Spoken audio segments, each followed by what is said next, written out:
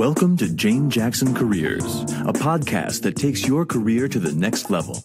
Here's your host, Jane Jackson, author of Amazon Careers bestseller, Navigating Career Crossroads. Well, hello, and I hope you're having a great week. Now, before we hear what my talented new guest has to share about what it takes to get into graphic design and ultimately running your own successful graphic design business, I have some exciting career resources for you, and I'd love to share them with you. So first one is to help you attract the career opportunities and job promotions that you deserve. You must build a powerful personal brand, so that the opportunities come to you rather than you chasing after them.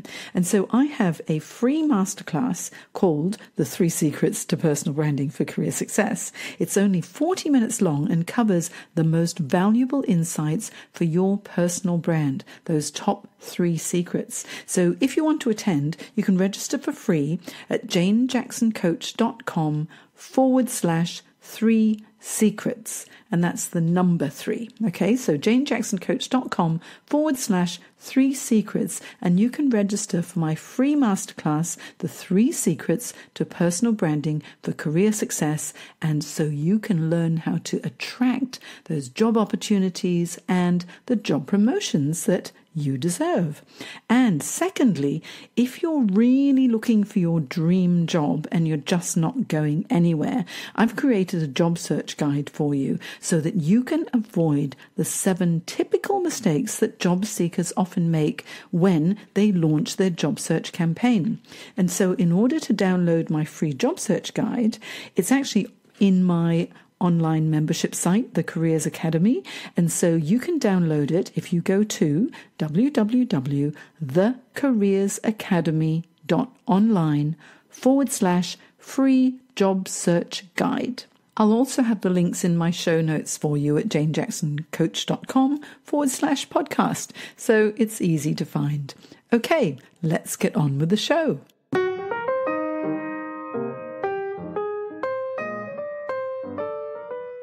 Welcome back to my Careers podcast, where I interview fascinating professionals who've made amazing career changes. Now, today I have with me Bernard Kassab, who has been working in the brand and design industry for over 10 years. He's worked in a multitude of business environments, including corporate, agency, and running his own business, Designer I Am. With this diverse range of experience, he identifies obstacles within a business, leverages design-led thinking, and creates solid strategies to facilitate change or growth for a business across print, digital, and social channels. So whether you're a business just launching or your business has become stagnant and needs to hit the ground running, Bernard and his team at Designer I Am can help identify new opportunities to position yourself to connect with the right customer. Solid processes, tools, and structures ensure many successful brand executions with outcomes always surpassing client expectations. Now, I met Bernard at a LinkedIn local networking event, and I was really impressed with everything that he does. So I've wanted to podcast interview him for quite a while, and I finally got him. So welcome to the show, Bernard. Good evening, Jane. How are you? I'm very well, thank you. And thank you for coming on the show. Let's find out about your career journey, because you've had a really interesting, creative career journey. So to kick us off, how about you tell us a little bit about what your career aspirations were when you were a little boy? Sure, Jane. It all kind of started in primary school, and I found myself drawing a lot. I would spend hours and hours and hours every single day just drawing on my own at home. My parents would call me for dinner, and I would keep drawing. And from that, it led me towards looking for a career path in animation. And that was something that I really wanted to do. And back then, it was still hand-drawn animation. And that was something that I wanted to experience. And when it came to year 10 and I had the opportunity to do work experience, I went and found a job with an animation studio here in Sydney. And when I was there, I found that it wasn't exactly what I expected. The way that the atmosphere and the culture in an animation studio, it wasn't exactly what I was looking for. And I found myself a little bit more commercially minded, a little bit more business centric. And I was like, I want to know how businesses work. So I was like, I wanted to find a career pathway that allowed me to take advantage of my creativity and take advantage of my artistic skills and my business skills. And then after doing some research, I found Billy Blue College of Design, and I researched graphic design, and that's what kind of started the whole pathway down the graphic design journey. Now, Billy Blue, what a wonderful place to get into, really cut your teeth into graphic design as well. You know, I have to share with you, many, many years ago, about 100 years ago, I also studied as a graphic designer, but I was no good at it. So after 2 years, I realized I needed to make a career change. However, you obviously did really well because you've had a truly solid career history in graphic design. So when you graduated from Billy Blue, after, you know, toying with the animation side of things for a while, tell us how your career started and how difficult is it in Sydney to start out as a graphic designer? Oh, that is a good question. I started my initial stages or initial learnings in graphic design. I actually took a year off between my second year and third year of college, and I found an internship for an engineering firm where I worked underneath an art director within a commercial comms team, marketing and comms team. And it was basically himself and myself, but he pretty much set the foundations of all the skills that I use every single day in design. And he really accelerated my design capabilities. And from there, after going to a very, very creative college, I felt the need to go into an agency. And to this day, I look back and I say, oh, that might have actually been one of the least productive moves in my career, moving back then. I moved to a small agency, and the type of work and the way that the agency had been built, it wasn't really structured for any kind of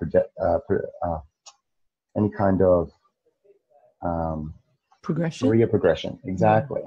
So I kind of found myself stuck, and I stayed there for about 18 months, and I needed to then progress, and I then started traveling and traveled to the US, and from there I found a opportunity to actually work in the US, and that's when I started working for Postnet as a senior graphic designer out there.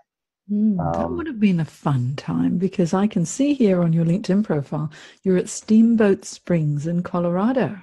Yeah. So Steamboat is how good was that working there? It was actually quite a lot of fun because it's a small town. That was a real culture shock for me. 12,000 people live in the town. They don't even lock their doors there. It just blew my mind. People would just knock and walk into your house. I'm like, whoa, man, give me a moment. You know, you're walking into my house. Let me get ready first before you just come trouncing in here. But being so close to the ski fields and being right in the middle of the peak season, it was fantastic. You know, hit the mountains every other weekend when I could. Then I would drive back to Denver every other weekend and spend time with family and friends. But the work culture out there is nowhere near as positive, I guess, and as enhancing as working in the work culture here. The culture here, especially as an employee, there's so many more businesses that are looking to progress people, to teach, to invest in their staff, their employees, their teams. Over there, there's almost this culture of everybody is replaceable. And that was very distressing for me, because I was like, well, I've got all these bills all of a sudden. I'm in a whole new country. I've got to support myself. I can't all of a sudden be out of a job.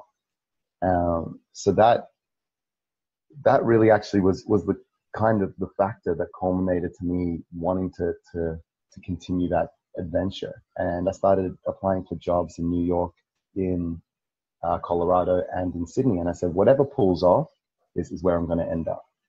And about a month after that, I get an opportunity to interview with a publishing house here in Sydney.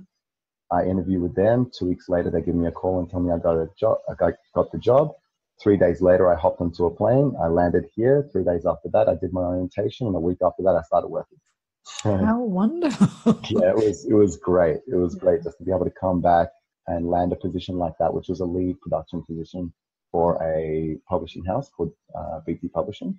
Mm-hmm. And I was producing 2 magazines for them, a travel magazine and an events magazine. So you've gone from animation to graphic design to production as well. So you were really learning everything in the business, weren't you? Yeah, I kind of found myself getting bored in a role if I was there for too long. And if it wasn't challenging enough, or if it wasn't continually asking me to progress and add more value and create new systems and create new efficiencies, then I would run out of things to do. I would get into a business. So my first agency role out of college, when I started working with them, within the 12 to 16 months that I worked with them in the early stages, I was able to clear out all their residual briefs that they had lying around the office. So by the time I had left, there was one brief left on the shelf, and it was only not done because I didn't want to do it. I tried to pass it off to one of the other designers, like, do you want to do it? He's like, no. And I'm like, damn it. Tell me, Bernard, what's your favorite part of being a designer? What is it that you really, really enjoy doing the most? I think the definite thing that I enjoy the most is working through obstacles. So a business owner comes to you and they're so lost. Either they've been super successful within their business and they've achieved a lot, but they've kind of hit this plateau. Or there's a lot of change in their business and they want to take advantage of it, but they're not really sure how. Or they're just kicking off and they need somebody to kind of set them in the right path and just help them take advantage and leverage as much of their knowledge and experience and be able to communicate that effectively. And being able to work through those little obstacles for a business and understand the value that they bring, understand how to communicate that effectively, understanding completely new industries every day, every week, learning so much more. That's what really excites me about my industry. And from that, then you get to basically turn somebody's dream into a tangible communication or visualization or a creative piece that represents that business. And then you see that business become successful, and that's the real kicker for all the work that we do. Yeah. So it's not just the graphic design, it's actually helping businesses to grow. That's a strong focus for you, isn't it? Yeah, all my way through my college experience, I was always very commercially minded. And all the projects I did, I tried to focus as much on, well, how would this work in the real world? Like if this was a real client, there would be budgets, there would be an ROI that would need to be proven. If you can't just walk out there and say, I create cool things. You know? Businesses want to invest in something that brings an ROI, a return to the business. You know, there's got to be some business acumen to a project that you create. And that's definitely what I like to bring out through the work that we do. That we're not just there to create cool things. We create things that help you connect effectively with your customers. And that helps you grow your business. Yeah. You know, what's interesting is looking through your career history, before you actually started Designer I Am, your own business, as a senior designer, and then you were a lead UX designer, as well as working on client development. So there was a lot of relationship building as well as the creative side.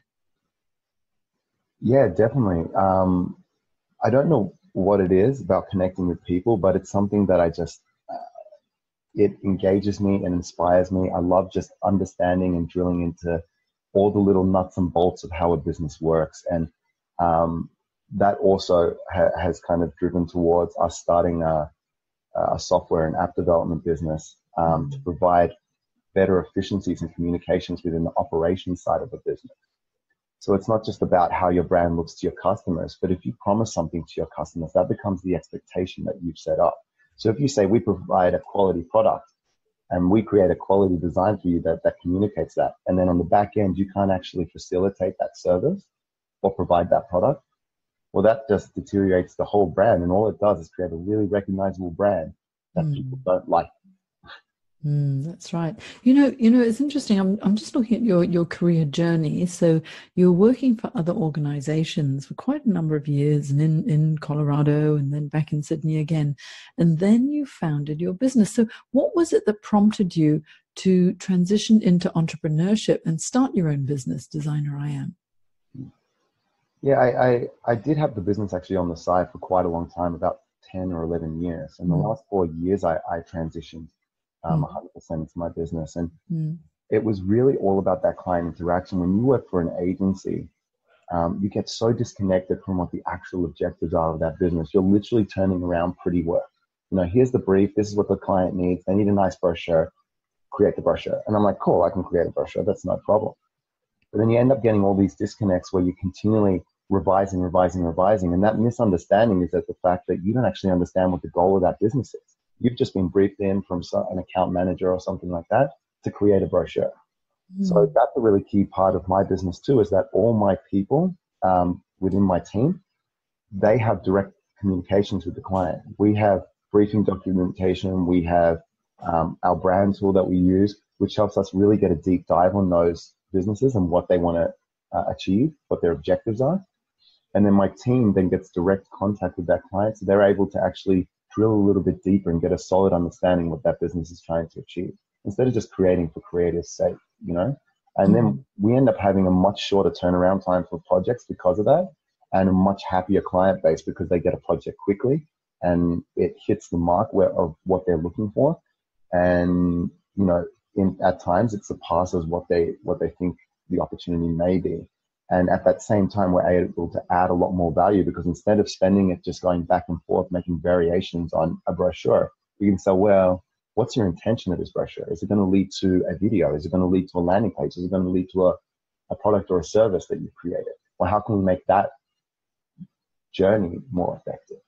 And that's where the real benefit is. And that's where the real benefit of getting that deep understanding is that we actually know what we're trying to achieve as a business, so we can create more effectively. Yeah, it sounds like you've really evolved from being a designer in the early days to someone who has become more of a business partner, really, to your clients, so that you help them through this creative journey with, maybe their print and their digital footprint and all of this in order to be able to build their businesses. So tell me, can you talk about one of your favorite projects that you've worked on with one of your clients? What have you done that was really amazing for them? I got 2 examples that come to mind. Do you mind if I give you 2? I think one really great one that we've been working with recently, it's a cleaning company called Supercare. And we were originally introduced to them to design an app to do facilities management, which is very unique for a cleaning company to take on facilities management as part of their offering. But what it allows them to do is that for a business that they manage the cleaning service for, they also now manage reporting any facilities issues within the business, whether it's a leaky pipe to a broken light bulb. It's now managed by the staff that get the most oversight over the most area of a business, which is the cleaning staff.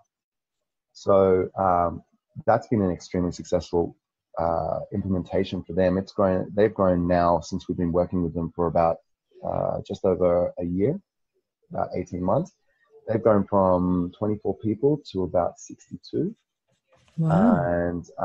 And then just recently, we just launched their new website. So that relationship continues to develop. We do a lot of work with them, everything from their collateral to their online presence to supporting this application for them.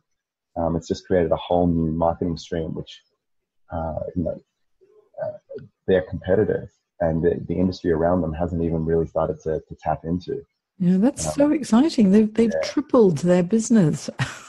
That's amazing. Incredible. Now, obviously, we can't take all the credit for that. The business owner is fantastic. He builds amazing relationships.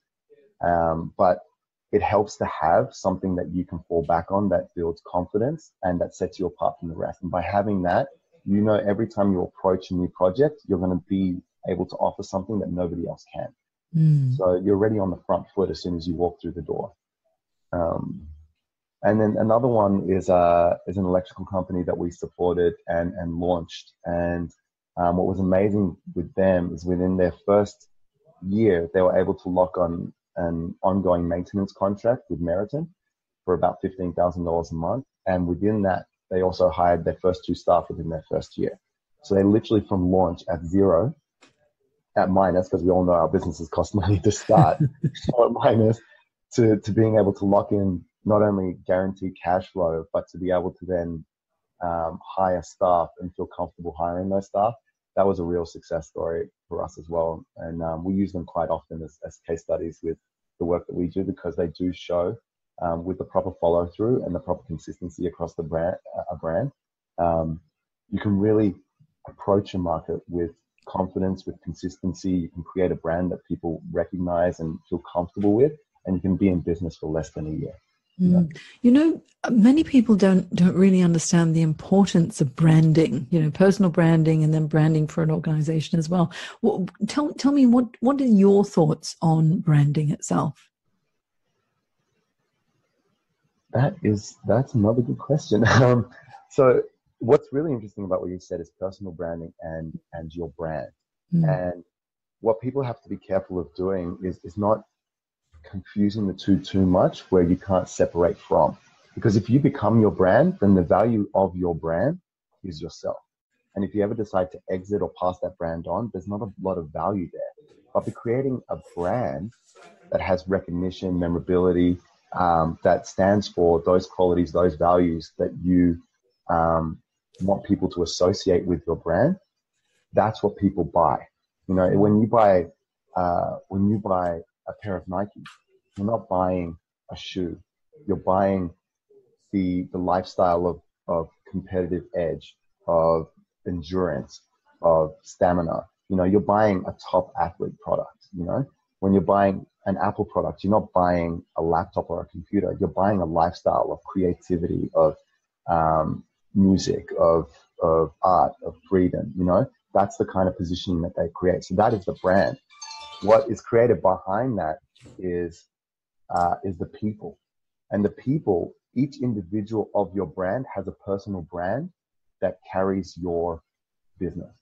If the employees you hire do not align with the lifestyle or the culture that you want people to associate with your brand, it ends up creating fragmentation, and people then start to associate maybe negative things or maybe positive things depending on those values that they are projecting.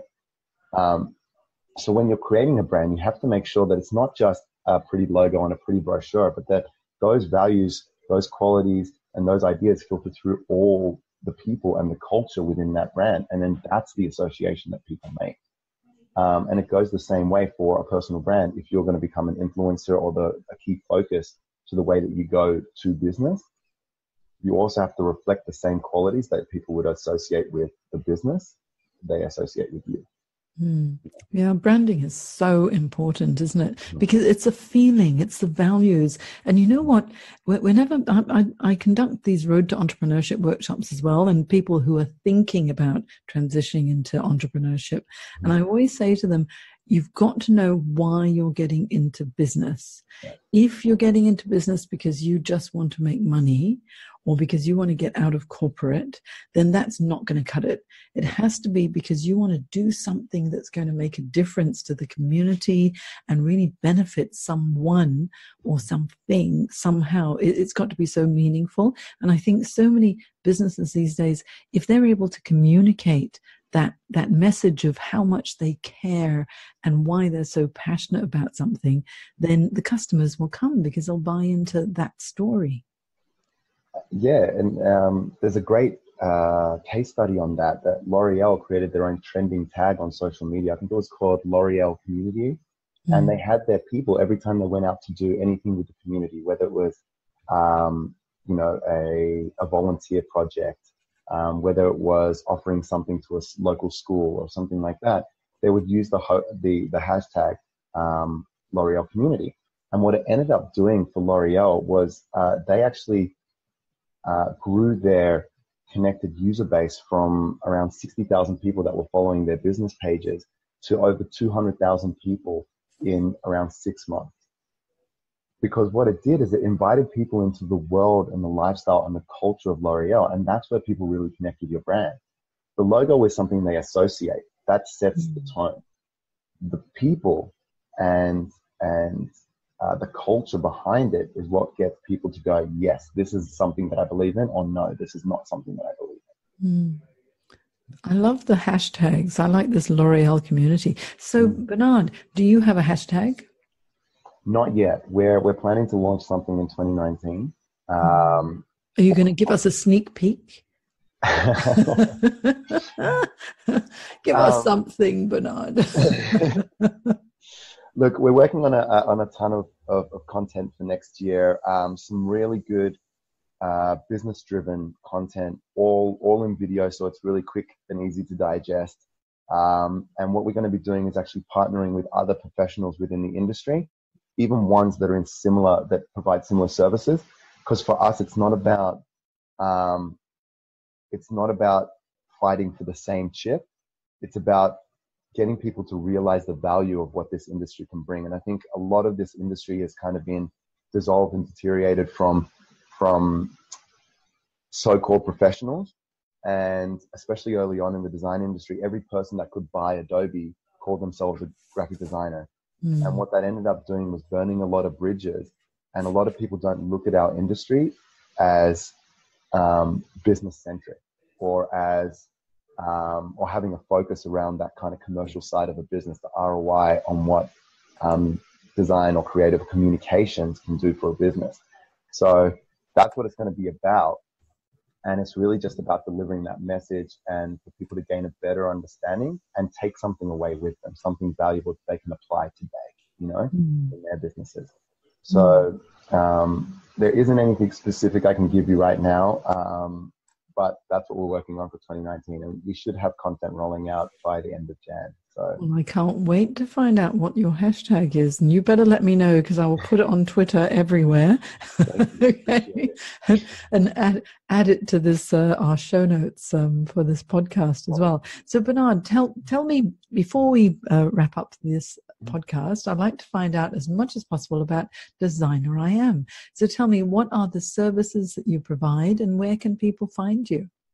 Sure. Well, the name itself is the URL. So if you type in designeri.am, you'll head straight to our website. And that was kind of, I wanted to find something that kind of sounded like a sentence when you typed it in. And that was the best I could rustle up. The other option was design.me.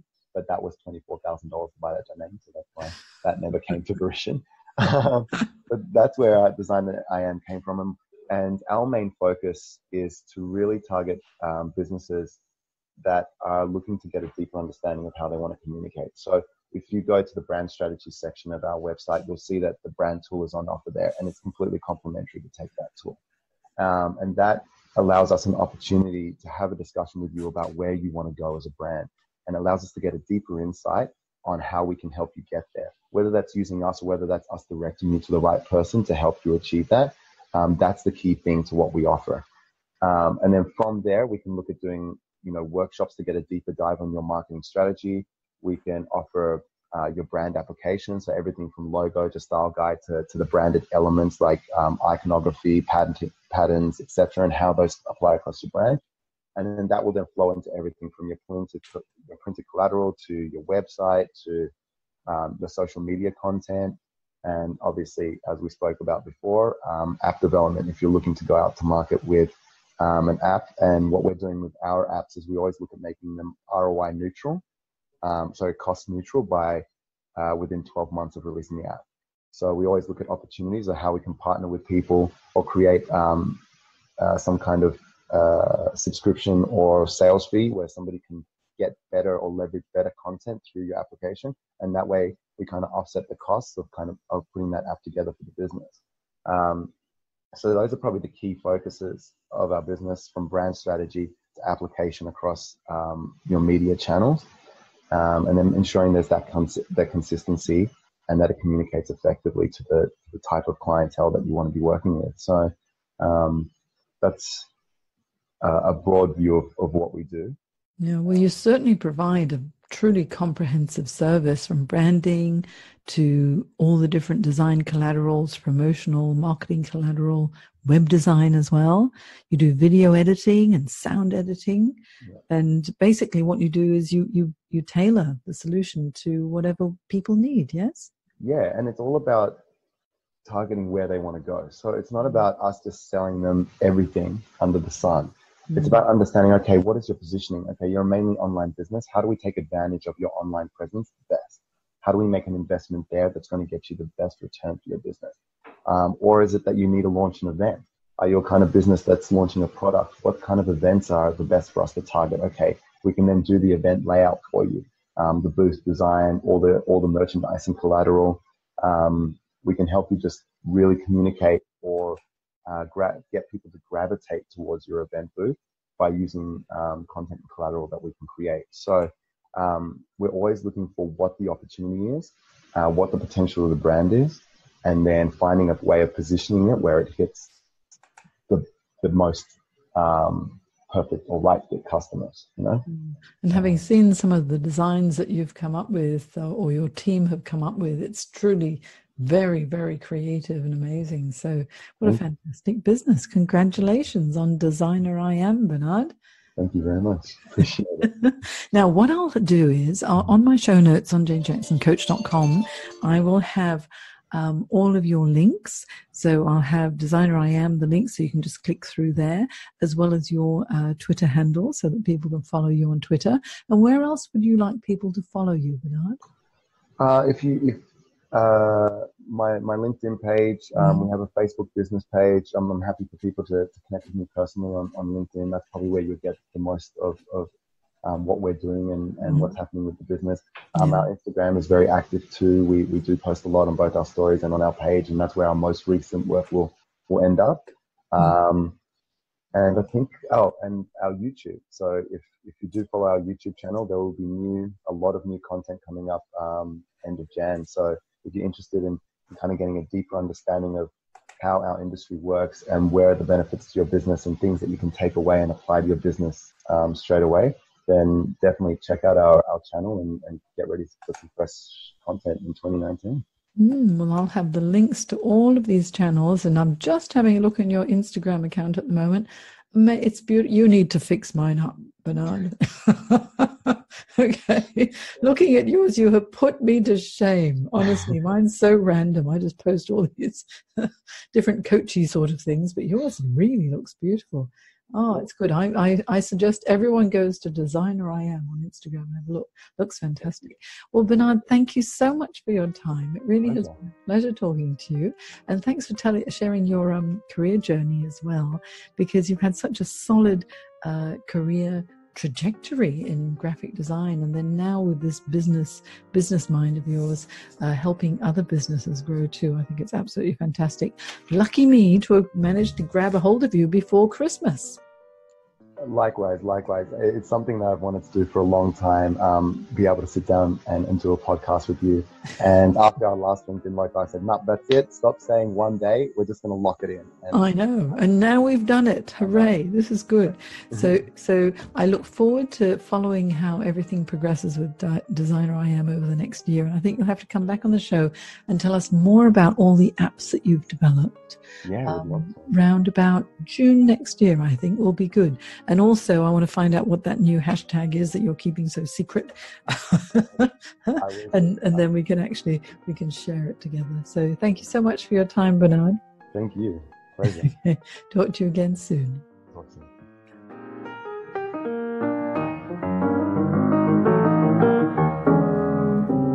If you enjoyed this podcast, look for Your Career Podcast on iTunes and leave a review.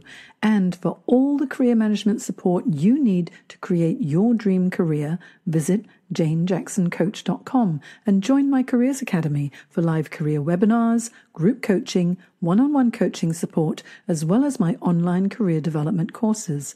Isn't it time you found your dream job? You've been listening to Jane Jackson Careers. Sign up to receive regular career advice at janejacksoncoach.com.